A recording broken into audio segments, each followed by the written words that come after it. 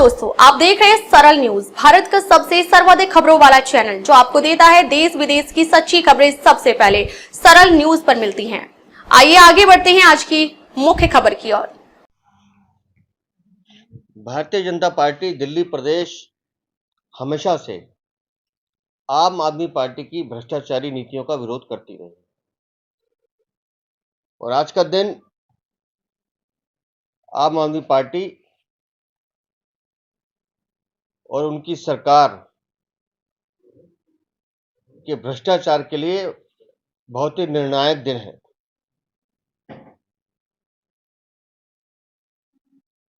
शिक्षा क्रांति के नाम पर वोट मांगने वाले अरविंद केजरीवाल, मनीष सिसोदिया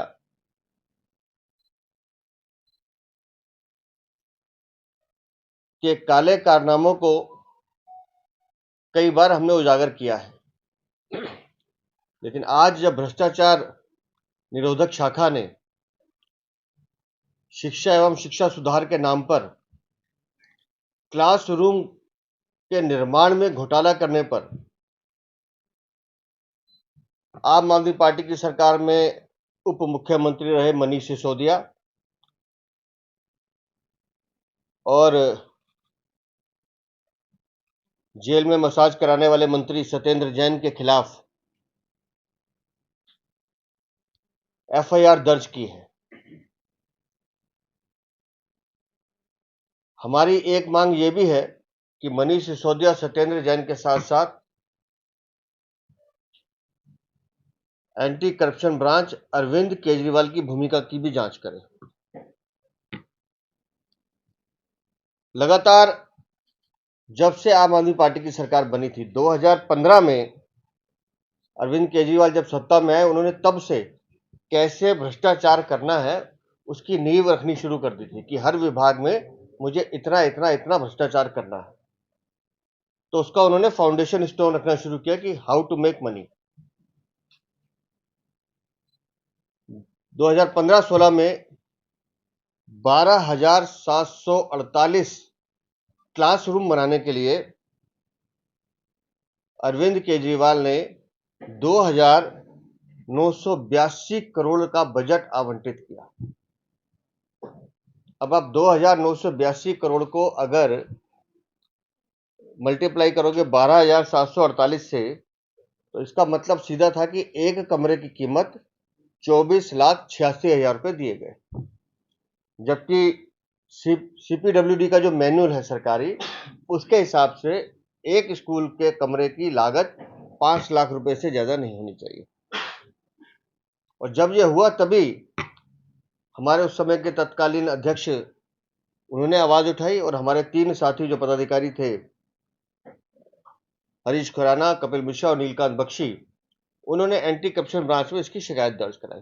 लेकिन सरकार तो अरविंद केजरीवाल की थी, तो उन्होंने 7-8 सालों तक इस जांच को दबाए रखा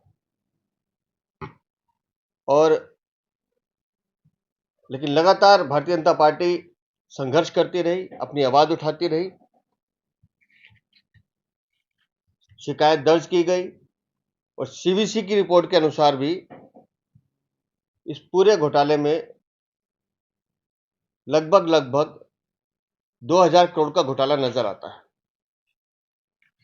और भ्रष्टाचार जो निरोधक शाखा है उसने भी अपनी प्रारंभिक जांच में कुछ चीजें स्पष्ट की हैं।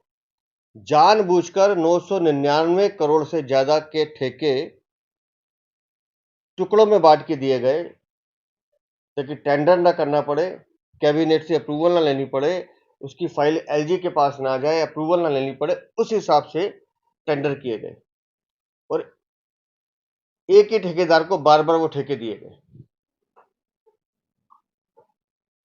टेंडर प्रक्रिया पूरी नहीं की। स्कूल के कमरों में भी इनके कुछ मैनुअल्स में स्पेसिफिक चीजें हैं। एक होता है सेमी परमानेंट कमरा, उसकी जो एज रहती है वो लगभग 30 साल के आसपास रहती है,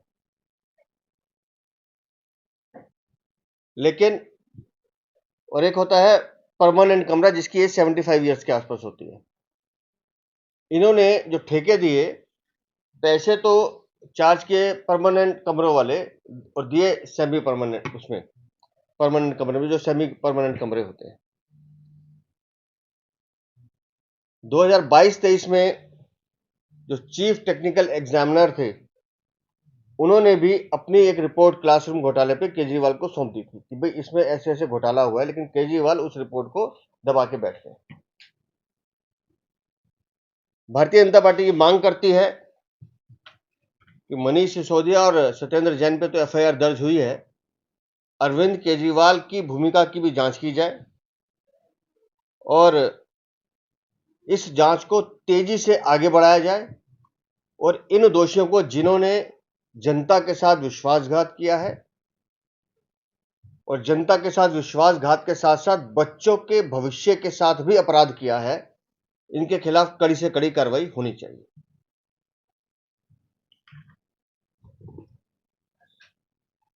अब तक के लिए बस इतना ही। फिर मिलते हैं एक ऐसे ही बड़ी खबर के साथ। तब तक के लिए नमस्कार और देखते रहिए सरल न्यूज। सरल न्यूज में बने रहने के लिए हमारे चैनल को फॉलो करें और लाइक करें, सब्सक्राइब करें, बेल आइकन दबाना ना भूलें। अगर आप हमें फेसबुक, ट्विटर या इंस्टा के माध्यम से देख रहे हैं तो हमें फॉलो करें, कमेंट करना ना भूलें। धन्यवाद।